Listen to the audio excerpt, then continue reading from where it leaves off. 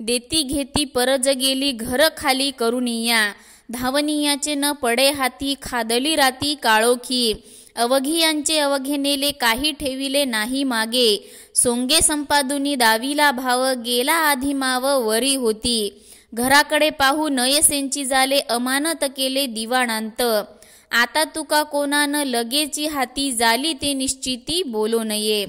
जी देती घेती बुद्धी होती ती घर खाली करून देहरूपी घर टाकून निघून गेली. देती घेती बुद्धी म्हणजे तुमची जी शरीरातली बुद्धी आहे, तुमची जी डोक्यातली बुद्धी आहे ती देणारी घेणारी आहे.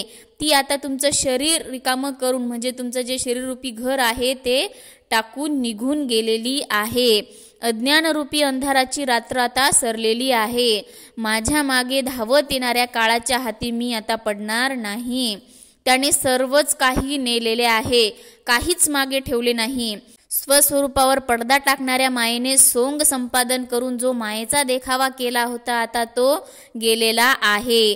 आता पुन्हा वळून देहरूपी घराकडे पाहू नये असे झाले आहे. आता सर्व उपाधीची अनामत रक्कम दिवाणात जमा झालेली आहे.